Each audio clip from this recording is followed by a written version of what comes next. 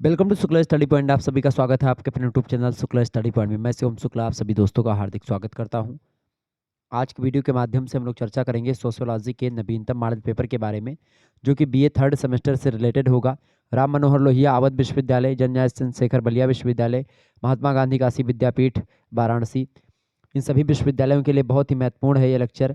आपको बता दूं, सोशियोलॉजी अगर आपका सब्जेक्ट है, आप थर्ड सेमेस्टर में हैं, तो आप किसी भी विश्वविद्यालय से हैं तो उसके लिए बहुत ही महत्वपूर्ण है। लेकिन अभी फिलहाल में लगातार जो परीक्षाएं हैं उसमें रमेलू की, जनरल चंद्रशेखर बलिया विश्वविद्यालय, महात्मा गांधी काशी विद्यापीठ, इनकी लगी हुई हैं परीक्षाएं आपकी, ठीक है। तो उनके लिए बहुत ही महत्वपूर्ण है। राम मनोहर लोहिया की तो कल ही पेपर है तो उसके लिए और महत्वपूर्ण है। बाकी विश्वविद्यालयों के लिए भी बहुत महत्वपूर्ण है, ठीक है। तो इन सभी प्रश्नों को आप लोग याद कर लीजिएगा, ये सब प्रश्न बहुत ही महत्वपूर्ण है। आइए चर्चा करते हैं। तो बीए थर्ड सेमेस्टर में हैं अगर आप, सोशियोलॉजी आपका सब्जेक्ट है यानी समाजशास्त्र, तो आपके लिए यह वीडियो बहुत ही महत्वपूर्ण है, ये बात ध्यान रखेंगे। तो समाजशास्त्र बीए तृतीय सेमेस्टर द्वितीय वर्ष सोशियोलॉजी, जिसमें आपको पढ़ना क्या होता है, social change and social movement in India के बारे में आपको जानना होता है। यानी कि अगर हिंदी में इसको समझें तो सोशल चेंज माने होता है सामाजिक परिवर्तन, सोशल मूवमेंट इन इंडिया का मतलब होता है जो है भारत में जो राष्ट्रीय आंदोलन हुए हैं उनके बारे में, यानी कि सामाजिक आंदोलन इन इंडिया, यानी कि जो सामाजिक आंदोलन हुए हैं भारत में, यानी अगर बोले इसको तो भारत में सामाजिक परिवर्तन और सामाजिक आंदोलन, ये आपके पेपर का नाम है, ठीक है। आइए चर्चा करते हैं कौन कौन से प्रश्न आपकी परीक्षा में पूछे जाएंगे। तीन टाइप के प्रश्न आते हैं, लघु उत्तरीय, अति लघु उत्तरीय और दीर्घ उत्तरीय। तो अति लघु उत्तरीय प्रश्न आते हैं आपके खंड आ से, लघु उत्तरीय प्रश्न आपके खंड बा में, और दीर्घ उत्तरीय में खंड सा, मतलब कि प्रश्न, मतलब खंड सा में दीर्घ उत्तरीय प्रश्न आते हैं। खंड आ की अगर बात करें तो 50 शब्दों में इन प्रश्नों को लिखना होता है खंड आ के, ठीक है। और दो दो नंबर के एक प्रश्न होते हैं। आइए चर्चा करते हैं इन प्रश्नों पर। पहला प्रश्न, संरचना का अर्थ स्पष्ट कीजिए। संरचना किसे कहते हैं? आपको बता दूं, सामाजिक परिवर्तन किस में होता है? सामाजिक परिवर्तन सामाजिक संरचना में होता है। अब सामाजिक संरचना की अगर बात करें तो वो क्या होती है? संरचना में परिवर्तन से तात्पर्य संरचना के किसी भी भाग में परिवर्तन, संशोधन से होता है। विशेष जैसे धर्म में, जाति में, भाषाई समुदाय में कोई परिवर्तन हो गया तो इसका मतलब कि संरचना में परिवर्तन हो रहा है। समाज की संरचना में जाति, धर्म, भाषाई समुदाय, समाज, ये सब आ जाते हैं, ठीक है। ये बात ध्यान रखेंगे। अब इसको थोड़ा और अच्छे तरीके से समझते हैं। संरचना शब्द का मतलब क्या होता है? किसी वस्तु में प्रयुक्त इकाइयों के बीच व्यवस्थित क्रम का आभास होता है, जैसे कि भवन, इमारत इत्यादि। अथवा इससे किसी ठोस या अस्थायी वस्तु का बोध होता है जिसे मनुष्य अपनी ज्ञानेंद्रियों से ज्ञात कर सकता है। सामान्यतः संरचना का शब्द का प्रयोग जो है किसी भी वस्तु के निश्चित क्रम के लिए किया जाता है, कि संरचना मतलब एक निश्चित वे में, एक क्रमगत तरीके से, एक व्यवस्थित तरीके से जो चीज़ें हमारे में होती हैं वो होती है संरचना। संरचना की बात की जाए तो जैसे कि ईंट पत्थर इमारत से आप क्या बनाते, भवन बनाते, तो भवन की संरचना किससे बनती है? भवन की संरचना में आप देखते हैं मतलब ईंट, गिट्टी, सरिया, मोरंगे से मिलकर के बनाते हैं, ठीक है। जैसे कि ईंटा, पत्थर, रेत, लकड़ी, सीमेंट, लोहा, ये सब मिल करके क्या बनते हैं? भवन का निर्माण करते हैं। तो भवन क्या है? ये इन्हीं सभी की संरचना होती है, इन सबके मिलने से बनता है। ऐसे ही समाज जो होता है वो समाज सामाजिक संबंधों से मिलकर के बनता है, सामाजिक जो है रूढ़ियों से, लोकाचार से, सामाजिक मतलब कि नातेदारी से, इसके अलावा और तमाम प्रकार के सामाजिक जो मापदंड है, सामाजिक मूल्य है, सामाजिक रीति रिवाज है, सामाजिक जो है क्रियाकलाप हैं, इन सभी से मिल करके सामाजिक संरचना का निर्माण होता है। और जब उसी संरचना में परिवर्तन होता है तो समाज में परिवर्तन कहा जाता है, ठीक है। ये बात क्लियर ध्यान रखेंगे। तो किसी भी तत्व की संरचना उसके भागों का औपचारिक क्रम होता है, और यह भी कहा जा सकता है कि इन विभिन्न घटकों को आपस में जोड़ करके एक नवीन रूप प्रस्तुत किया जा सकता है। तो एक तमाम सारे तत्वों को मिला करके एक जो स्ट्रक्चर बनता है उसी को संरचना कहा जाता है। तो ये संरचना होती है, ठीक है। तो जब पूरी संरचना में परिवर्तन होता है तो उसी को जो है समाज में परिवर्तन कहा जाता है। और कुल मिलाकर के संरचना का मतलब यही होता है, ठीक है। स्ट्रक्चर होता है अंग्रेजी में इसका मतलब। दूसरा प्रश्न, सामाजिक परिवर्तन के प्रतिमान। सामाजिक परिवर्तन के मुख्य रूप से कई प्रतिमान है भैया, 3 प्रतिमान है। प्रतिमान माने होते कि सामाजिक परिवर्तन में कौन कौन में परिवर्तन होता है, जैसे किस तरीके का। तो पहला परिवर्तन होता है प्रथम प्रतिमान, दूसरा द्वितीय और तीसरा तृतीय प्रतिमान, ठीक है। अब जो प्रथम प्रतिमान होता है उसको रेखीय प्रतिमान या रेखीय परिवर्तन कहते हैं। जैसे कि अगर टेक्नोलॉजी के क्षेत्र में या वैज्ञानिक परिवर्तन के क्षेत्र में कोई विकास होता है, ठीक है, तो वो आपका होता है सामाजिक परिवर्तन का प्रथम प्रतिमान। सामाजिक परिवर्तन का जो द्वितीय प्रतिमान है वो होता है उतार चढ़ाव प्रतिमान। जैसे जनसंख्या में, जनसंख्या कभी बढ़ती कभी घटती, कभी घटती कभी बढ़ती, इस तरीके चलती है। तो ये हो गया आपका उतार चढ़ाव प्रतिमान। अच्छा, इसी को आप जो है उतार चढ़ाव प्रतिमान या तरंगीय परिवर्तन एक तरंग में चलती है इस तरीके से, तो इसको कह सकते हैं। अच्छा, तरंगीय परिवर्तन कुछ विद्वान तृतीय प्रतिमान को भी बोलते हैं, लेकिन तृतीय प्रतिमान को अब चक्रीय परिवर्तन कह सकते हैं, क्योंकि इसमें आप देखते हैं तमाम प्रकार का परिवर्तन, जैसे कि फैशन, सांस्कृतिक परिवर्तन, ये सब जो होता है ये तृतीय प्रतिमान के अंतर्गत होता है। मतलब कि जैसे आप मान लेते हैं, ऐसे मान लेते हैं यहाँ पर क्या हुआ, ठंडी अभी चल रही तो फिर गर्मी आएगी, गर्मी के बाद फिर बरसात आएगी, फिर ठंडी, फिर गर्मी, फिर बरसात। ये प्रथम, द्वितीय और तृतीय प्रतिमान इस तरीके से आगे बढ़ेंगे। तो ये क्या हो गया आपका, प्रतिमान हो गए। 3 प्रतिमान होते हैं, ये बात ध्यान रखेंगे। बीर स्टीड महोदय कहते हैं कि प्रतिमान का तात्पर्य परिवर्तन के उस ढंग से या तरीके से होता है जिसे समाज के अधिकांश लोग स्वीकार करते हैं। साथ ही एक समय में समाज के विभिन्न क्षेत्रों में परिवर्तन एक विशेष ढंग से देखने को मिलता है। और इस आधार पर मैकआवर पेज ने सामाजिक परिवर्तन को 3 प्रतिमानों में बांटा, प्रथम प्रतिमान, द्वितीय प्रतिमान और तृतीय प्रतिमान। प्रथम प्रतिमान में जैसे मान लेते हैं, मैंने आपको बताया ही कि जब एक रेखा में परिवर्तन होता है तो इसको रेखीय परिवर्तन इसलिए कहते हैं, क्योंकि जैसे आप मान लेते हैं कि पहले एक जो आपका जितने भी प्रौद्योगिकी विकास, टेक्नोलॉजी का विकास जो होते हैं, या कोई जो है आविष्कार हुआ, वो सब आपके प्रथम प्रतिमान या रेखीय प्रतिमान में होते हैं। कि भाई आज आपके पास जो सुविधाएं हैं, हो सकता है 10 साल के बाद में उससे और अच्छी क्वालिटी की सुविधाएं आपके पास हो। पहले मान लेते हैं जो मोटरसाइकिल चली, हीरो होंडा, छोटी मोटरसाइकिल चली, फिर बाद में आजकल तो तमाम प्रकार की मोटरसाइकिल बन गई हैं, उच्च उच्च क्वालिटी की मोटरसाइकिल बन गई हैं। तो ये क्या होता है, ये उसमें क्या हुआ, उसकी क्वालिटी में बढ़ोतरी हो गई, यानी कि प्रौद्योगिकी और वैज्ञानिक जो है तरीके के जो परिवर्तन हुए हैं, ये रेखीय परिवर्तन में आते हैं। उतार चढ़ाव परिवर्तन, मनुष्य की जनसंख्या कभी घटती, कभी बढ़ती, कभी घटती, कभी बढ़ती, तो ये होता द्वितीय प्रतिमान। और तरंगीय परिवर्तन मतलब जैसे फैशन में, तो कभी मतलब जहाँ से चलते हैं फिर वहीं पर आ जाते हैं। कभी आप देखते हैं आजकल के लोग कटी फटी जीन्स पहनते हैं, पहले लोग वैसे पहनते थे कटी फटी जीन्स, चूंकि उनके पास होती नहीं थी। ठीक है, आजकल क्या है, सबके पास सब कुछ है, लेकिन फिर भी आप जो है वो सब पहनते हैं रफ्फू करवा करके। पहले जब लोगों का कपड़ा फट जाता था तो उसको रफ्फू करवाते थे, उसमें धागा भरवाते थे। आजकल पैंट में, नए नए पैंटों में धागा भर के वैसे आ रहा है फटा फटा जीन्स। तो ये सब क्या है, ये सब आपका तृतीय प्रतिमान के अंतर्गत आता है। क्लियर, ये बात ध्यान रखेंगे। मैं तेज इसलिए चल रहा हूँ क्योंकि मेरे पास इस आज बहुत समय कम था, ठीक है, और इसमें मुझे लगातार आपको देना था। पता चला कि भाई आज 3rd सेमेस्टर का भी पेपर है, 1st सेमेस्टर का भी समाजशास्त्र का पेपर है 11 को, तो इसीलिए मैंने सोचा एक दिन पहले कुछ भी आपको दे दिया जाए थोड़ा बहुत मात्रा में, ताकि आप आसानी से उसको समझ पाएँ। क्योंकि मेरे पास बिल्कुल भी आज समय नहीं था, लेकिन फिर भी मैंने समय निकाला। एक फंक्शन है उसमें जाना है, लेकिन फिर भी मैंने समय निकाला आप लोगों के लिए। ठीक है, चलिए आगे देखते हैं। तीसरा प्रश्न आपकी स्क्रीन पर आ चुका है, माल्थस का जनसंख्यात्मक सिद्धांत क्या है। माल्थस का जनसंख्यात्मक सिद्धांत क्या है, फटाफट से आप बताएंगे। माल्थस का जनसंख्यात्मक सिद्धांत की अगर बात की जाए तो माल्थस जो हैं ये बड़े अच्छे विद्वान हैं, और जनसंख्या की जो जो विस्फोट होता है जनसंख्या को लेकर के, उस पर उन्होंने अपना विचार दिया। माल्थस ने कहा कि जो जनसंख्या होती है वो ज़्यादा तेज बढ़त थी, और जो उत्पादन के साधन होते हैं वो कम तेज बढ़त है। मतलब कि जो जनसंख्या होती है वो गुणोत्तर श्रेणी में बढ़ती। गुणोत्तर माने का होता है, जैसे आज एक जनसंख्या हुई तो काल 2 हुई जी, परसों कितना हुई जी 4 हुई जी, फिर ओकरे बाद चौथे रोज कितना हुई जी 8 हुई जी, पछे रोज कितना हुई जी 16 हुई जी, छठे रोज कितना हुई जी 32 हुई जी। ठीक है, ऐसे ऐसे 64 हुई जी आपका छठे सतह रोज। तो एक प्रकार से इस तरीके जनसंख्या बढ़ती है तो गुणोत्तर श्रेणी में 1 दूना 2, 2 दूना 4, दूनी 8, दूनी 16, दूना 32, दूना 64, ये गुणोत्तर श्रेणी है। ऐसे जो उत्पादन के साधन हैं, जैसे कि मोटरसाइकिल मान ली थे, तो मान लेते आज एक मोटरसाइकिल बने, ठीक है, तो काल करीब कितना बने, 2 मोटरसाइकिल बने, परसों 3 बने, चौथे रोज 4 बने, पचे रोज 5 बने, छठे रोज 6 बने, सतह रोज 7 बने।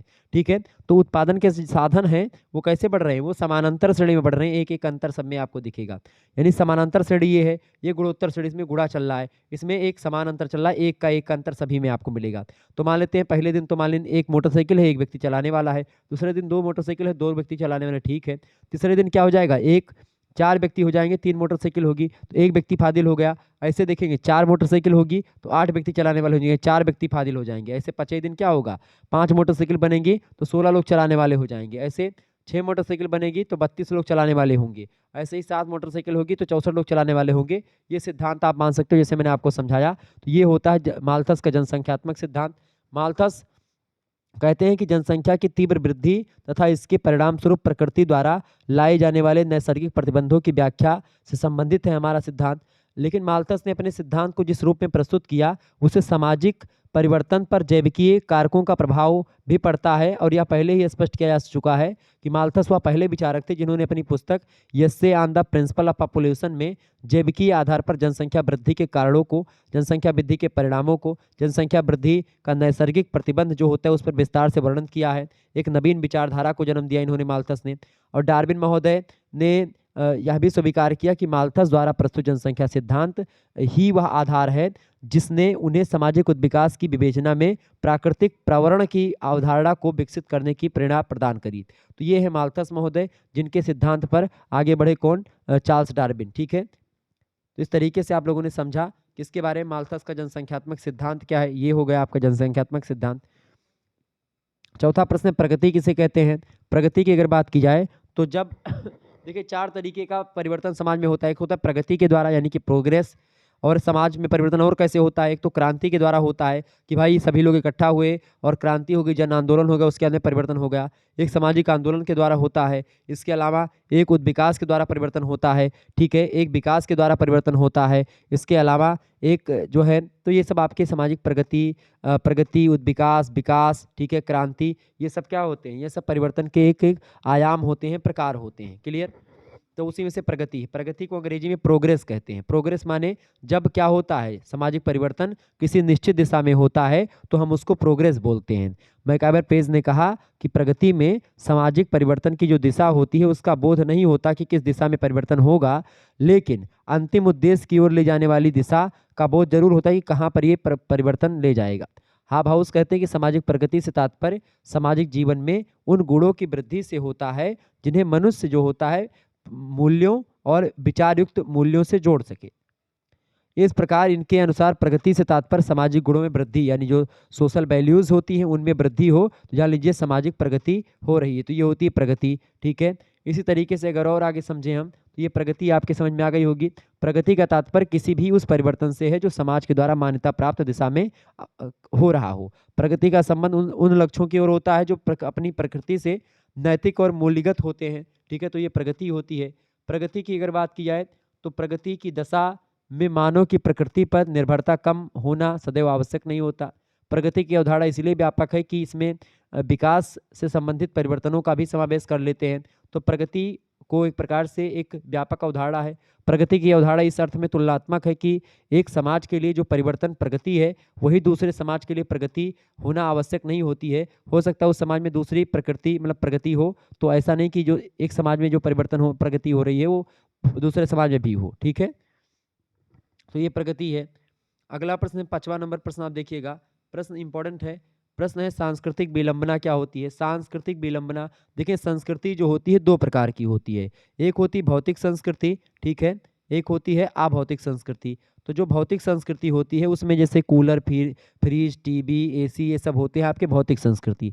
और अभौतिक संस्कृति में जैसे आपके विचार, मूल्य, क्रियाकलाप, जो है पहनावा बढ़ावा, ये सब जो आपका होता है, मतलब कि जो मूल्य, विचार और जो है मापदंड, ये सब जो आपके होते हैं अभौतिक संस्कृति आते हैं। मनुष्य के सोचने समझने की पद्धति, दर्शन, मानव की कला, ये सब आपके अभौतिक संस्कृति हैं। भौतिक संस्कृति में आपका rail, motor, telephone, fridge, cooler, AC, TV, कुर्सी, मेज सब हो गया आपका। ठीक है, तो सांस्कृतिक विलंबना का मतलब होता है विलंबना, मतलब विलंब से क्या?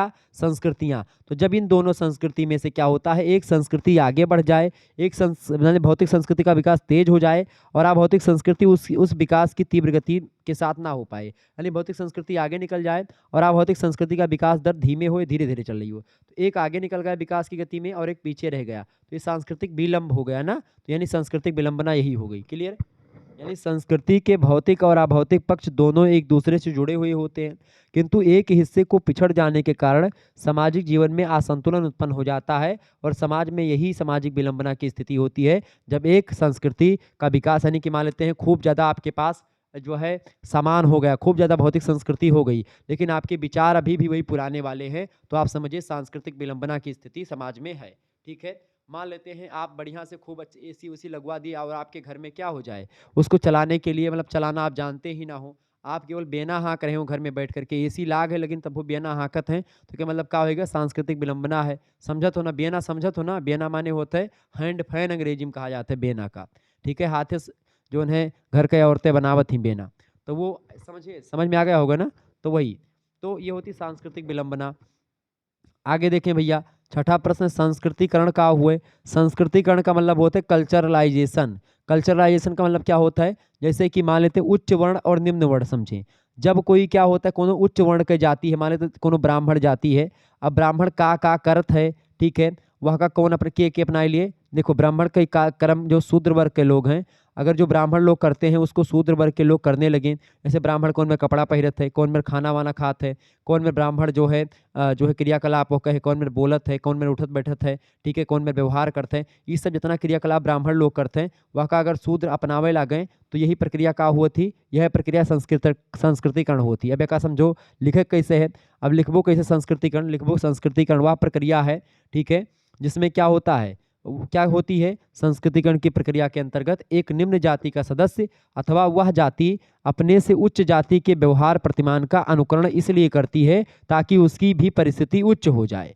संस्कृतिकरण की प्रक्रिया यद्यपि प्राचीन है फिर भी इस अवधारणा और शब्द का समाजशास्त्रीय विवेचन सबसे पहले एम.एन. श्रीनिवास ने किया था और उन्होंने कहा परिभाषा देते हुए कि संस्कृतिकरण वह प्रक्रिया है जिसके द्वारा कोई भी नीच जाति या कोई नीच हिंदू जाति या कोई जनजाति अथवा कोई अन्य समूह किसी उच्च अथवा प्रायः द्विज जाति मतलब कि ब्राह्मण, क्षत्रिय और वैश्य, इनकी जाति में क्या करता है, उन मतलब जो द्विज जातियां हैं, जो उच्च जातियां, उनके क्रियाकलापों को, उनके रीति रिवाजों को, उनके कर्म कांडों को, उनकी विचारधारा को, उनकी जीवन पद्धति को एक प्रकार से जो है अपनाते हैं, तो अपने जीवन पद्धति को जो है निम्न जाति के लोग बदल लेते हैं उनको देख करके, तो ये प्रक्रिया ही संस्कृतिकरण की प्रक्रिया कहलाती है। क्लियर, समझ में आ गया होगा।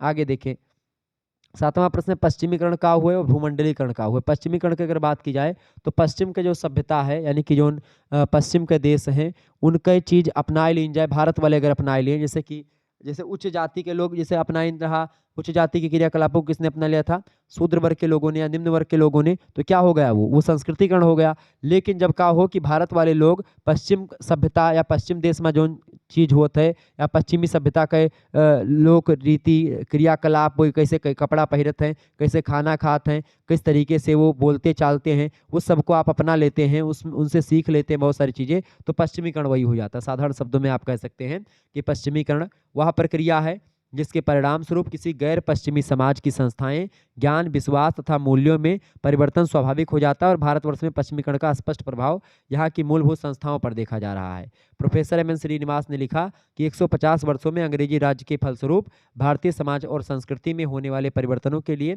जो है अनियंत्र मैंने पश्चिमीकरण शब्द का प्रयोग किया है और यह शब्द प्रौद्योगिकी संस्थाएं, विचारधारा, मूल्य, इन सभी में परिवर्तन हुआ है, जो कि जो इंग्लैंड और यूरोप के जो देश रहे हैं, ठीक है, मतलब यूरोप के जो देश हैं जैसे इंग्लैंड, फ्रांस, जर्मनी, इन सभी का देख करके भारत के लोग या अन्य जो पश्चिम मतलब पूरब के लोग हैं वो सब अपनाते हैं वहाँ की संस्कृति को, वहाँ के कल्चर को, या वहाँ के संस्कृति और कल्चर का प्रभाव यहाँ पर पड़ा, तो वो जो प्रभाव पड़ने की प्रक्रिया वही पश्चिमीकरण कही जाती है। अब भूमंडलीकरण क्या है, भूमंडलीकरण की अगर बात की जाए तो किसी एक देश या अन्य समाजों के साथ ज्ञान, प्रौद्योगिकी, वस्तु, सेवा, पूंजी और बौद्धिक सभ्यता का निरंतर आदान प्रदान हो जाए पूरे संसार में, पूरे के पूरे संसार को एक भूमंडल को एक परिवार के या एक देश के भाग समझ करके सारी चीज़ें, हमारे पास कुछ है हम आपको दे दें, आपके पास कुछ है आप हमको दे दें, इस प्रकार की जब चीज़ें होती हैं, चाहे पूंजी हो, चाहे सेवा हो, चाहे वस्तु हो, चाहे बौद्धिक संपदा हो, जब निरंतर आदान प्रदान होती रहती किसी भी देश से किसी भी देश की, तो वही भूमंडलीकरण होता है। ब्लैक बेल्ट डिक्शनरी आप सोशियोलॉजी में भूमंडलीकरण शब्द की परिभाषा लिखी है, उसमें लिखा है कि भूमंडलीकरण वह प्रक्रिया है जिसके अंतर्गत विभिन्न समाजों का सामाजिक जीवन, राजनीति एवं व्यापारिक क्षेत्र से लेकर के संगीत, वेशभूषा, जनसंचार के क्षेत्रों तक अंतर्राष्ट्रीय स्तर पर अत्यंत तेजी से प्रभावित हुआ है। तो ये होता है आपका भूमंडलीकरण, ठीक है। रुड लबर कहते हैं कि भूमंडलीकरण एक ऐसी प्रक्रिया है जिसमें विभिन्न देशों के बीच आर्थिक, राजनीतिक, सामाजिक, सांस्कृतिक संबंधों की स्थापना में भौगोलिक दूरी की एक कारक के रूप में महत्ता कम हो जाती है और पूरा का पूरा देश एक मंडल का काम करता है और एक दूसरे को प्रभावित करते हैं, एक दूसरे के क्रियाकलापों में भाग लेते हैं, एक दूसरे के क्रियाकलापों से प्रभावित होते हैं, अपनी संस्कृति को उससे तुलना करके जो अच्छाइयाँ उसको ले लेते हैं और बुराइयों को नेगलेक्ट करते हैं। तो ये तमाम प्रकार की चीज़ें भूमंडलीकरण कहलाती हैं। भूमंडलीकरण कोई छोटी विचारधारा जब बड़े विचारधारा को या पूरे के पूरे संसार की विचारधारा को अपनाती भूमंडलीकरण हो जाता है, ठीक है, ये भूमंडलीकरण हो गया। अच्छा, इसी में एक शब्द आता है स्थानीकरण, ठीक है। स्थानीकरण क्या होता है, अभी इसको भी समझेंगे। स्थानीकरण का मतलब होता है किसी बृहत अवधारणा को सीमित भौगोलिक क्षेत्र में स्थापन करने की प्रक्रिया स्थानीकरण होती है। लेकिन जो सार्वभौमिकरण होती है वो वही चीज़ क्या होती है, उल्टा कर दो सीधा सीधा, मतलब कि कोई छोटी विचारधारा वो किसी पूरे के पूरे विश्व में, जैसे मान लेते हैं कोई छोटा धर्म निकले कहीं से बौद्ध धर्म पहले भारत से शुरू हुआ और पूरे संसार में फैल गया। ये जो है इस्लाम धर्म एक छोटे से जगह से शुरू हुआ और पूरे संसार में फैल गया। तो ये क्या है, ये सार्वभौमिकरण हुआ उसका, ठीक है, इस्लाम का सार्वभौमिकरण हुआ। सार्वभौमिकरण का मतलब क्या होता है कि जब लघु परंपरा के तत्व जैसे देवी देवता, प्रथाएं, संस्कार, ये सब क्या हो, ऊपर की ओर बढ़ते हैं, उनका क्षेत्र बड़ा होता है, तो वो सार्वभौमिकरण होता है, यूनिवर्सलाइजेशन होता है। जबकि स्थानीयकरण में क्या होता है, कोई बृहद परंपरा है, जब वो छोटी परंपरा में जाकर के बस जाए तो वो स्थानीयकरण होता है। समझ में आ गई चीजें। तो ये हो गया आपका स्थानीयकरण और सार्वभौमिकरण। अगला प्रश्न आप देखिएगा, अगला क्वेश्चन आपकी स्क्रीन पर आ चुका, फटाफट से आप देखेंगे, बहुत ही महत्वपूर्ण प्रश्न है। 8वां क्वेश्चन से सामाजिक आंदोलन के बारे में बताएं। सामाजिक आंदोलन क्या होता है। सामाजिक आंदोलन की अगर बात करें, सामाजिक आंदोलन किसे कहते हैं, तो सामाजिक आंदोलन एक ऐसा सामूहिक प्रयास होता है जिसमें एक नई सामाजिक व्यवस्था जन्म लेती है, अवतरित होती है। यह प्रयास अल्पकालीन यानी कम समय और दीर्घ समय यानी दोनों के लिए हो सकता है। सामाजिक आंदोलन एक ऐसा समन्वित व्यवहार होता है, सभी के द्वारा किया गया व्यवहार होता है, जिसमें वांछनीय सामाजिक परिवर्तन प्रायः निश्चित हो जाता है कि भाई हम किसके लिए आंदोलन कर रहे हैं। मतलब कि हमारा पहले से फिक्स होता है कि भाई हम क्या कर रहे हैं, हम किसी व्यवस्था को बदलने के लिए आंदोलन कर रहे हैं, तो वो होता है सामाजिक आंदोलन। परिवर्तन एक अनिवार्य विशेषता है जो हर एक देशों में पाई जाती है, हर एक समाज में परिवर्तन आपको मिलता है, ठीक है। सामाजिक आंदोलन इसी प्रक्रिया को एक निश्चित मोड़ देता है। क्लियर, ये बात ध्यान रखेंगे। हर्बर्ट ब्लूमर कहते हैं कि सामाजिक आंदोलन एक ऐसा सामूहिक प्रयत्न होता है, सामूहिक प्रयास होता है, जिसमें जीवन की एक नई व्यवस्था निर्मित होती है, एक नई व्यवस्था का जन्म होता है। टर्नर और किलन कहते हैं कि सामाजिक आंदोलन सदैव सामाजिक परिवर्तन को ही जन्म नहीं देता, बल्कि उन परिवर्तनों का विरोध भी करता है जो क्या करते हैं, जो समाज के लिए आवश्यक नहीं है। इन विचारकों के अनुसार सामाजिक आंदोलन एक ऐसा सामूहिक प्रयत्न होता है जिसमें वांछित सामाजिक परिवर्तन को प्रेरणा और अवांछनीय परिवर्तन का विरोध किया जाता है। महासंग्राम वीडियो मैंने डाला, उसमें इन सभी प्रश्नों का उत्तर बताया हुआ है, तो आप देख लीजिएगा। सामाजिक परिवर्तन का सीधा सा मतलब यही होता है। क्लियर। अगला प्रश्न आप देखेंगे, कृषक और श्रमिक आंदोलन क्या है। कृषक और श्रमिक आंदोलन की अगर बात करें, फटाफट से आप बताने का प्रयास करेंगे। कृषक और श्रमिक आंदोलन के बारे में कुछ चीज़ें बताएं, बहुत ही बढ़िया प्रश्न है। कृषक आंदोलन की अगर बात की जाए तो जैसे जो कृषि में परिवर्तन हुए हैं, मतलब कृषि के परिवर्तन को लेकर के तमाम आंदोलन हुए कि कृषि की जो पुरानी विचारधारा थी उसको बदलने के लिए हुआ, चाहे टैक्स की माफ़ी को लेकर के हुआ, तमाम आंदोलन हुए हैं कृषि को लेकर के, ठीक है। तो वो आपके आंदोलन होते हैं कृषक आंदोलन, ठीक है। ऐसे ही तमाम आंदोलन हुए हैं श्रमिकों को लेकर के, ठीक है, तो श्रमिक आंदोलन हो गए वो। तो इस तरीके से ये सब आंदोलन हुए हैं जो कि आपकी परीक्षा की दृष्टि से बहुत महत्वपूर्ण है। ये बात ध्यान रखेंगे। एक बार फटाफट से आप लोग वीडियो को लाइक और शेयर जरूर कर दीजिएगा, क्योंकि ये प्रश्न आपकी परीक्षा की दृष्टि से बहुत ही महत्वपूर्ण है। देखिए, कृषक आंदोलन की अगर बात की जाए तो कृषक आंदोलन जो है आपका, ये अंग्रेजों के शासनकाल में भारतीय कृषि व्यवस्था में व्यापक परिवर्तन किए जाने के कारण से क्या हुआ, कृषि क्षेत्र में हलचल मच जाती है। भारतीय किसान आर्थिक आधार पर कमजोर होते चले जाते हैं। अंग्रेजों के शासनकाल में भारत के किसान लगान की ऊंची दर यानी टैक्स ज़्यादा देते थे। जमींदारी क्षेत्रों में बेगार प्रथा हो गई थी। जो छोटे मोटे किसान थे वो लगातार बेगारी कर रहे थे, और किसान के पास खेत नहीं हुआ करता था। जमींदार होते थे वो सब खेतों पर मालिक होते थे उसके, ठीक है, और जो मजदूर होते थे वो काम करते थे कृषक लोग। तो इस तरीके से क्या होता था, इन सभी नियमों को ख़त्म करने के लिए उसको ख़त्म करने के लिए लोगों ने आंदोलन किया, तो वही कृषक आंदोलन हो गया। किसान महाजनों से बहुत ऊंची दरों पर ऋण लेकर के अपना खेती करते थे, तो इससे भी लोग प्रभावित हुए। बहुत सारे किसानों ने आत्महत्याएं करी। तो किसानों की बढ़ी हुई गरीबी के रूप में जो है कृषक आंदोलन का रूप धारण कर लिया। चूंकि गरीबी इतनी बढ़ गई, इसके कारण से क्या हुआ कि आंदोलन करने पर विवश हो गए। प्रारंभिक कृषक आंदोलनों में नील आंदोलन जो बंगाल में हुआ 1859 से 1860 ईस्वी के बीच में, 20वीं शताब्दी का कृषक आंदोलन, 19वीं शताब्दी के कई सारे कृषक आंदोलन हुए, ठीक है। तो इस तरीके से ये सब आंदोलन होते गए, तो यही सब कृषक आंदोलन है। और श्रमिक आंदोलन क्या है। श्रमिक आंदोलन की अगर बात की है तो कारखाना अधिनियम के अंतर्गत कार्य के घंटों का पालन करना, कारखाने के अंदर काम करने की दशाओं में आवश्यक सुधार के लिए, औद्योगिक विवाद के दौरान सामूहिक सौदेबाजी की व्यवस्था के लिए, तालाबंदी विरोध हो गया, आवश्यकता के अनुसार हड़ताल की चेतावनी हो गया, जो है पैसा बढ़ाने के लिए हो गया, या मालिक ने कुछ बोल दिया ज़्यादा टेढ़ा मेढ़ा, ठीक है, ज़्यादा काम ले रहे हैं, सैलरी कम दे रहे हैं, उसके लिए आंदोलन हुआ। तो श्रमिक आंदोलन इसलिए किया जाता है।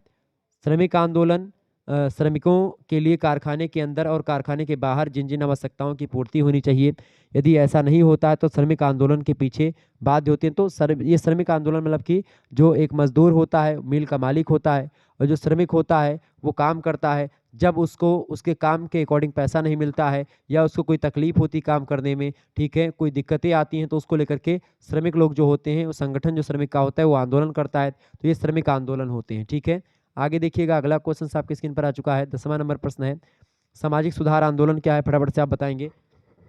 सामाजिक सुधार आंदोलन किसे कहते हैं? सामाजिक सुधार आंदोलन की अगर बात की जाए, सामाजिक सुधार आंदोलन जो होता है वो सामाजिक आंदोलन का एक प्रकार होता है, जो सामाजिक व्यवस्था को स्वीकार करते हुए जो समाज में दोष होते हैं उन दोषों को खत्म करने का प्रयास करता है। सामाजिक सुधार आंदोलन वह सामाजिक प्रक्रिया होती है जिसके कारण क्या होता है, एक नए सामाजिक संगठन के द्वारा या उसके निर्माण करके नए नए मूल्यों के प्रति झुकाव, उचित व्यक्तित्व का विकास संभव करता है। सुधार आंदोलन को लोग आदर के साथ इसलिए देखते हैं क्योंकि यह वर्तमान सामाजिक व्यवस्था को स्वीकार करते हुए उसे आदर्श प्रारूप देने का प्रयत्न करता है। जितनी ही बुराइयां होती हैं समाज की, सामाजिक संस्थाओं की, उन सभी को खत्म करने का प्रयास करता है। ठीक है, जैसे विद्यालय, मंदिर, प्रेस क्लब, सरकार, इन सभी के माध्यम से सुधार आंदोलन चलाए जाते हैं और इनसे बल भी मिलता है सुधार आंदोलन को। सुधार आंदोलन की यह विशेषता है कि वह जनमत को अपनी ओर आकर्षित कर लेता है और जनता जिस तरफ हो गई तो फिर आंदोलन जो होता है वो आगे बढ़ता है, और जनता अगर विरोध करती तो आंदोलन सफल नहीं होता। जनता का साथ होना आंदोलन में बहुत जरूरी होता है। तो ये होता है आपका सामाजिक सुधार आंदोलन। बहुत सारे सामाजिक सुधार आंदोलन चलाए गए हैं, ठीक है, जिसके बारे में हम चर्चा करते रहेंगे। तो इस तरीके से आप लोगों ने बहुत सारे प्रश्नों को समझ, यहाँ पर 10 ऑब्जेक्टिव मतलब अति लघु उत्तरीय प्रश्नों के उत्तर को आपने जान लिया। अब केवल 4 प्रश्न आपको करने हैं खंडवा से। 150 शब्दों में इन प्रश्नों के उत्तर आपको लिखना है। ठीक है, देखिए प्रश्न आपका दिया हुआ है, उद्विकास और विकास में क्या अंतर है, फटाफट से आप बताएंगे। लघु उत्तरीय प्रश्न है, 150 शब्दों में। किसी किसी विश्वविद्यालय में आपको 200 शब्दों में लिखने को मिलेगा, तो बिल्कुल टेंशन लेने की आपको आवश्यकता नहीं होनी चाहिए। उद्विकास क्या है, यानी कि उद्विकास को एवोल्यूशन बोलते हैं, विकास को क्या बोलते हैं, डेवलपमेंट बोलते हैं। तो बताएं उद्विकास और विकास में क्या अंतर है। उद्विकास की अगर बात की है तो उद्विकास एक निरंतर चलती है प्रक्रिया और एक निश्चित दिशा में होने वाला परिवर्तन होता है। तो उद्विकास एक निरंतर और निश्चित दिशा में होने वाला परिवर्तन है, जबकि विकास ना तो निरंतर परिवर्तित होता है और ना ही निश्चित दिशा में होने वाला परिवर्तन है।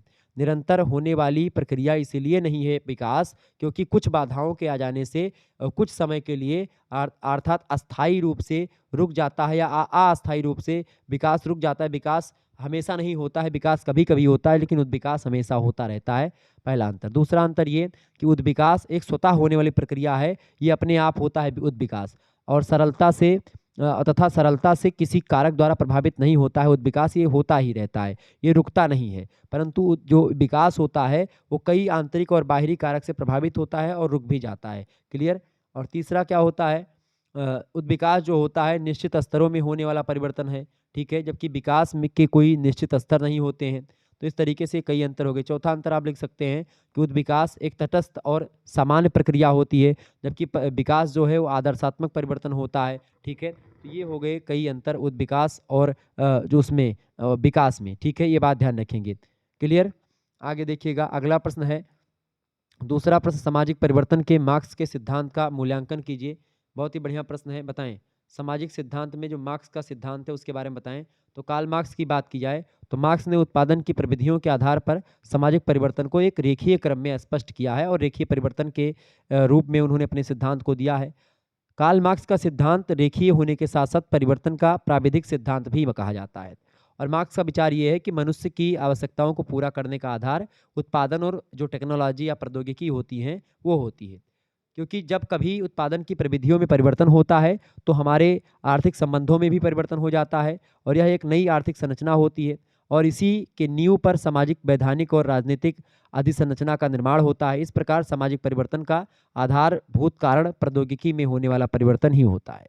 कार्ल मार्क्स के द्वारा दिए गए परिवर्तन के सिद्धांत को हम कई स्तरों में समझ सकते हैं। जैसे इसका पहला स्तर ये है, पहले क्या होता है, उत्पादन के तरीकों में परिवर्तन होता है, फिर उसके बाद में उत्पादन की शक्तियों में परिवर्तन होता है, फिर उसके बाद में आर्थिक संबंधों में परिवर्तन होता है, और उसके बाद में फिर क्या होता है, फिर सामाजिक परिवर्तन होता है। तो इस तरीके से पहले क्या होता है, उत्पादन के तरीकों में परिवर्तन, फिर उत्पादन की शक्तियों में परिवर्तन, फिर उत्पादन मतलब आर्थिक संबंधों में परिवर्तन, और उसके बाद जब संबंधों में परिवर्तन हो जाएगा तो सामाजिक परिवर्तन वही हो जाएगा। तो इस तरीके से सामाजिक परिवर्तन के 4 स्तर होते हैं जिनके माध्यम से समाज में परिवर्तन होता है। ये बात बताई किसने, कार्ल मार्क्स ने बताई। तो ये कार्ल मार्क्स का सिद्धांत है।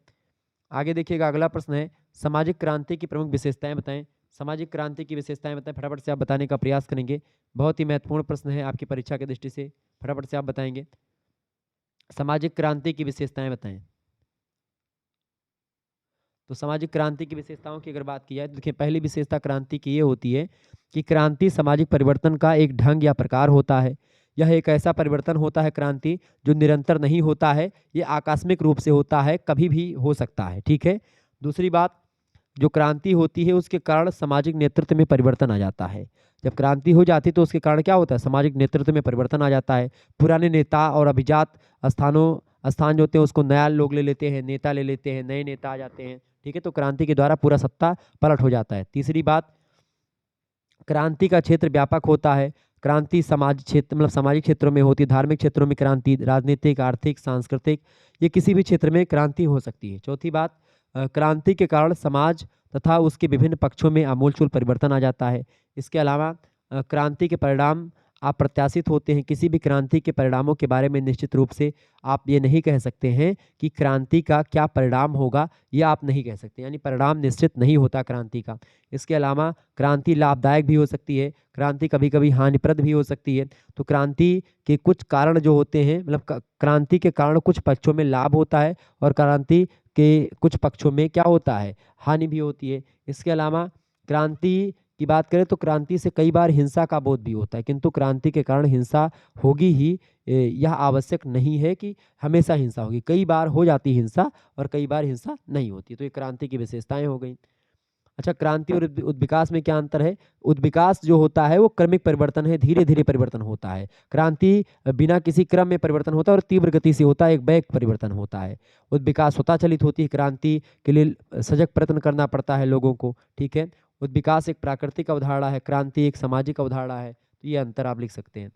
चौथा प्रश्न आप देखेंगे, सामाजिक परिवर्तन में प्रौद्योगिकी की भूमिका की विवेचना करें। बहुत ही महत्वपूर्ण प्रश्न है। तो सामाजिक परिवर्तन में प्रौद्योगिकी की क्या भूमिका है? सामाजिक परिवर्तन में प्रौद्योगिकी की बहुत भूमिका है, क्योंकि प्रौद्योगिकी के परिणाम स्वरूप समाज में कई परिवर्तन हुए हैं। ठीक है।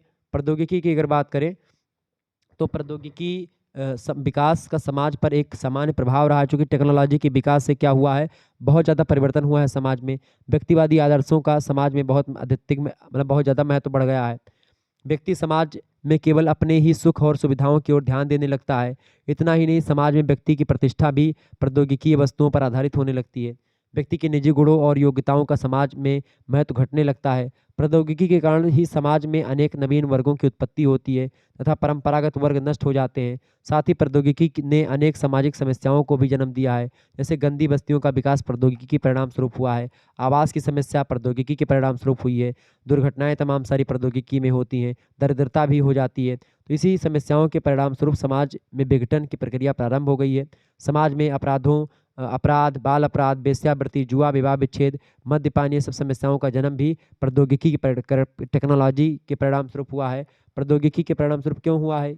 जो टेक्नोलॉजी लगातार बढ़ रही है, तकनीकी बढ़ रही है, प्रौद्योगिकी बढ़ रही है, इसके कारण से आप देखते हैं लगातार अपराध भी बढ़ रहे हैं। लगातार आप देखेंगे कि विवाह विच्छेद बढ़ रहे हैं, तलाक बढ़ रहे हैं, वेश्यावृत्ति बढ़ रही है लगातार। ठीक है। तो ये चीज़ें क्यों बढ़ रही हैं? क्योंकि प्रौद्योगिकी लगातार बढ़ रही है। प्रौद्योगिकी का नुकसान भी है और प्रौद्योगिकी का बहुत फायदा भी है। ठीक है। टेक्नोलॉजी जो उद्योग तमाम सारे बढ़ रहे हैं, उससे भी कई सारे नुकसान हैं। टेक्नोलॉजी से बहुत सारे नुकसान हैं। तो ये सब परिवर्तन होते हैं समाज में, इसके कारण से बहुत ज़्यादा होते हैं। आगे देखिएगा, अगला क्वेश्चन आपकी स्क्रीन पर आ चुका है। पांचवा प्रश्न आप देखेंगे, ये प्रश्न और इंपॉर्टेंट है आपकी परीक्षा के लिए। स्थानीयकरण से आप क्या समझते हैं, इसकी विशेषताएं बताएं। तो स्थानीयकरण मैंने आपको क्या बताया था? स्थानीयकरण का मतलब क्या होता है? जब आप कोई बड़ी विचारधारा जो होती है या कोई बड़ी मतलब बृहद परंपरा लघु परंपरा में आ जाती है तो वो आपका स्थानीयकरण होता है। लेकिन जब जो है छोटी परंपरा कोई बृहद परंपरा अपना लेती है तो वो होती है सार्वभौमिकरण, यूनिवर्सलाइजेशन। तो जो स्थानीयकरण होती है, स्थानीयकरण एक ऐसी प्रक्रिया है जिसके द्वारा किसी समाज की बृहद परंपराओं के अंदर एक स्थान विशेष के विश्वासों और कर्मकांडों का समावेश होने लगता है। दूसरी बात, स्थानीयकरण की प्रक्रिया बुद्धि और विवेक को अत्यधिक महत्व नहीं देती। इसका आशय है कि स्थानीय विश्वासों के अनुसार बृहद परंपरा में जो परिवर्तन हो जाते हैं उन्हें तार्किक अथवा बौद्धिक आधार पर विवेचित नहीं कर सकते आप। इसके अलावा स्थानीयकरण की प्रक्रिया किसी परंपरा के द्वारा संपूर्ण समूह की विशेषता का प्रतिनिधित्व नहीं करती है, अपितु इस प्रक्रिया के अंतर्गत एक छोटे समूह के विचारों, अनुभवों और विश्वासों को ही महत्व दिया जाता है। तो ये स्थानीयकरण होता है। ठीक है, ये बात ध्यान रखेंगे।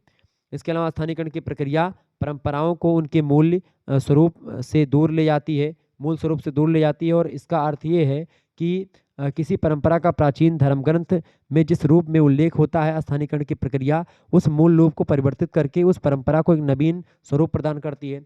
और बृहद परंपराएं व्यवस्थित रूप में होती है, लेकिन जब उनका स्थानीयकरण हो जाता है बृहद परंपराओं का, तो उनसे संबंधित व्यवहार और कर्मकांडों में कोई व्यवस्था नहीं रह जाती। तो स्थानीयकरण की अगर बात की जाए तो कुल मिलाकर के स्थानीयकरण जो होता है कोई बृहद परंपरा है, जब वो छोटे लघु परंपरा को अपनाने लगती है तो वो होता है स्थानीयकरण। लेकिन जब कोई छोटी परंपरा है और वो किसी बृहद परंपरा को अपनाती है या बृहद परंपरा में फैल जाती है कोई छोटी परंपरा, तो उसको बोलते हैं क्या? सार्वभौमिकरण। क्लियर? ये बात ध्यान रखेंगे। आगे देखिएगा, अगला क्वेश्चन है सामाजिक आंदोलन के विभिन्न प्रकारों की विवेचना करें। सामाजिक आंदोलन के कई प्रकार होते हैं, ठीक है, आप सभी लोग जानते होंगे सामाजिक आंदोलन कई प्रकार के होते हैं। पहला आंदोलन होता है आपका सुधारवादी आंदोलन। जैसे सुधार हुआ, कोई जैसे कोई बुराई है, किसी जैसे कोई बुराई है, कोई प्रथा है, उसको आप हटा दें, ठीक है, राजनीति में हो, समाज में हो, संस्कृति में हो, जो बुराइयां होती हैं उनको आप हटा दें और उनमें अच्छाइयों का समावेश कर दें, एक नई विचारधारा ला दें, तो सुधारवादी आंदोलन होता है। दूसरी बात, क्रांतिकारी आंदोलन होता है। एक तो जब क्रांति आती है, जैसे भारत की स्वतंत्रता के लिए पहला आंदोलन चलाया गया 1857 में, ठीक है, तो वो आंदोलन हो गया। ऐसे ही 1855 ईस्वी का संथाल जनजाति का विद्रोह, भारत की स्वतंत्रता के लिए भारत छोड़ो आंदोलन हो गया, नक्सलवादी आंदोलन हो गया। ये सब क्रांतिकारी आंदोलन है। क्रांतिकारी आंदोलन प्राय युद्ध के समान होते हैं, जिन्हें सत्ता पक्ष के विरुद्ध संघर्ष पाया जाता है और इन आंदोलनों में हिंसा एक समान तत्व बन जाता है, तो ये क्रांति होती है। इसके अलावा तीसरा होता है पुनरुत्थानवादी आंदोलन। तो इन आंदोलनों में जनता अपने इतिहास के पुराने आदर्शों और मान्यताओं के आधार पर नवीन समाज की रचना करती है, ठीक है। और इस प्रकार के आंदोलनों को राष्ट्रवादी आंदोलन कहा जाता है, क्योंकि प्रायः प्रत्येक राष्ट्रवादी आंदोलन में भूतकाल के उत्तम और महत्वपूर्ण आदर्शों की पुनर्स्थापना का उद्देश्य निहित होता है, ठीक है। राष्ट्रवादी आंदोलन में समाज अपनी पतित अवस्था और दुखों की समाप्ति करने के लिए राष्ट्रवादी नेता अपने प्राचीन गौरव की स्मृतियां जनता के सामने रखते हैं और उसकी पुनर्स्थापना करते हैं। प्राचीन आदर्शों और मूल्यों की पुनर्प्रतिष्ठा करना ही पुनरुत्थानवादी आंदोलन होता है, ठीक है। और जो चौथा आंदोलन का प्रकार होता है वो होता है अभिव्यक्ति प्रधान आंदोलन। मोटिवेशन से जब आंदोलन होता है, ठीक है, सामाजिक जीवन में प्रचलित उन व्यवहारों और संप्रेषण की पद्धतियों आदि मतलब में परिवर्तन होते हैं जो व्यक्तियों और समूहों की रुचि और भावनाओं से रिलेटेड होते हैं। धार्मिक आंदोलन और फैशन ऐसे ही आंदोलन हैं। धार्मिक आंदोलन किसी विशेष पंथ या संप्रदाय के रूप में प्रारंभ होता है। इसका प्रथम चरण एक भीड़ के रूप में प्रकट होता है, जिसमें पारस्परिक समीपता और संघ भावना का प्रदर्शन किया जाता है। फिर क्या होता है, यह भीड़ क्या होती है, किसी आध्यात्मिक शक्ति का अनुभव करती है और उल्लास की भावनाओं का प्रदर्शन करती है, जिसमें व्यक्तिगत स्वतंत्रता की अभिव्यक्ति होती है। धीरे धीरे इस प्रकार आंदोलन में भजन और अन्य तमाम प्रकार की भौतिक वस्तुएं शामिल हो जाती हैं और धीरे धीरे यह परिवर्तन अभिव्यक्ति प्रधान आंदोलन में बदल जाता है। तो इस तरीके से ये चार प्रकार के आंदोलन होते हैं: सुधारवादी आंदोलन, क्रांतिकारी आंदोलन, पुनरुत्थानवादी आंदोलन और अभिव्यक्ति प्रधान आंदोलन। ये चार प्रकार के आंदोलन होते हैं। आगे देखिएगा, अगला प्रश्न 7वां नंबर प्रश्न है, आर्य समाज के प्रमुख सिद्धांतों की विवेचना कीजिए। बहुत ही महत्वपूर्ण प्रश्न है, फटाफट से आप बताने का प्रयास करेंगे। आर्य समाज के प्रमुख सिद्धांतों की विवेचना करें, बताएंगे आर्य समाज के बारे में कुछ बताएं। आर्य समाज की बात की जाए तो आर्य समाज की स्थापना स्वामी दयानंद सरस्वती ने करी थी। कब करी थी? 1885 में करी थी। आर्य समाज के माध्यम से वैदिक धर्म के पुनरुत्थान वाद और हिंदू समाज के पुनरुत्थान का महत्वपूर्ण कार्य किया गया। स्वामी जी ने, दयानंद सरस्वती जी ने पंजाब, उत्तर प्रदेश, बम्बई और इसके अलावा राजपूताना आदि का भ्रमण किया। राजस्थान में पड़ता है, तो सभी का भ्रमण किया। शास्त्रार्थ और व्याख्यानों के द्वारा वैदिक धर्म की श्रेष्ठता स्थापित करी। वेदों की ओर लौटो नारा दिया। उन्होंने बड़ी तत्परता से हिंदुओं का उनके प्राचीन धर्म, अतीत और गौरव, भारतीय संस्कृति, उन सभी की ओर ध्यान आकर्षित करवाया और इसमें जो व्याप्त बुराइयां थीं उनको ख़त्म किया। तो इस तरीके से ये आंदोलन हुए। आर्य समाज के कई सारे सिद्धांत हैं, जैसे कि सबसे पहला सिद्धांत इसका यह है कि पदार्थ मतलब कि सब पदार्थ विद्या से जाने जाते हैं और सत्य विद्या का मूल आरंभ परमात्मा होता है। दूसरा, ईश्वर सच्चिदानंद स्वरूप है, निराकार है, सर्वशक्तिमान है, न्यायकारी है, दयालु है, जन्मा है ईश्वर, निर्विकार है ईश्वर, अनादि है, अनुपम है, सर्वाधिपति है, सर्वेश्वर है ईश्वर, सर्वव्यापक है, सर्वंतर्यामी है, अजर अमर है, नित्य है, पवित्र है, सृष्टिकर्ता है ईश्वर, उसी की उपासना करना उचित है। तीसरी बात इसमें बताई गई कि वेद सब सत्य विधाओं की पुस्तक है। वेद पढ़ना, वेद पढ़ाना, सुनना, सुनाना आर्यों का परम धर्म होता है। चौथी बात, सत्य को ग्रहण करना, असत्य को छोड़ने के लिए सदैव उद्धत रहना, ठीक है। इसके अलावा सब कार्य धर्म के अनुसार करना चाहिए। इसके अलावा संसार का उपकार अर्थात शारीरिक, आत्मिक और सामाजिक उन्नति करना आर्य समाज का मुख्य लक्ष्य है। इसके अलावा सबसे प्रीतिपूर्वक धर्म अनुसार यथा योग्य व्यवहार करना चाहिए, अविद्या, इसके अलावा अविद्या का नाश करना चाहिए, विद्या की वृद्धि करनी चाहिए। ये सब जो है आर्य समाज के प्रमुख सिद्धांत हैं, जिनको लेकर के आर्य समाज आगे बढ़ा और कई सारे सुधार आंदोलन आर्य समाज के द्वारा किया गया। 8वां क्वेश्चन आप देखेंगे, महिलाओं को राजनीतिक अधिकार प्रदान करने के प्रयासों को संक्षेप में बताइए। बढ़िया प्रश्न है आपकी परीक्षा की दृष्टि से। महिलाओं की अगर बात की जाए तो महिलाओं को कई राजनीतिक अधिकार प्रदान करने के लिए कई सारे जो है सरकारी जो है आंदोलन भी चलाए गए। तो महिला मताधिकारों की मांग सबसे पहले 1917 ईस्वी में की गई थी, किंतु साउथ बरो फ्रेंचाइज कमेटी ने 1918 ईस्वी में इस मांग को अस्वीकार कर दिया। फिर 1919 ईस्वी में सरकार ने राज्य सरकारों को अधिकार दे दिया कि वे स्त्री मताधिकार यानी स्त्रियां अब वोट डाल सकती हैं, उसके संबंध में अपना अलग विधान लागू कर दिया। तो इस प्रकार से विधान राजकोट में 1923 में, ट्रावनकोर कोचीन में 1924 में, मद्रास और उत्तर प्रदेश में 1925 में, पंजाब और असम में 1926 में, बिहार उड़ीसा में 1929 में पारित किया गया कानून और स्त्रियां वोट डालने की अधिकारी हो गई। 1935 के भारत शासन अधिनियम में क्या किया गया कि शैक्षिक योग्यता के आधार पर स्त्रियों को भी वोट डालने का अधिकार दिया गया। तो ये सब अधिकार धीरे धीरे होते गए। इसके अलावा आप देखते हैं 1937 और 1956 में महिलाओं ने चुनाव के माध्यम से विधानमंडलों में प्रवेश किया। स्वतंत्रता के बाद स्त्री मतदाताओं की संख्या तथा राज्य विधानमंडलों तथा लोक में महिला की प्रतिनिधियों की संख्या बढ़ती गई और धीरे धीरे क्या हुआ, महिलाओं की भागीदारी पंचायत चुनाव में होने लगी। ठीक है, उनके लिए आरक्षित कर दिया गया सीट। लोकसभा और विधानसभाओं में भी सीट उनकी आरक्षण हो गई।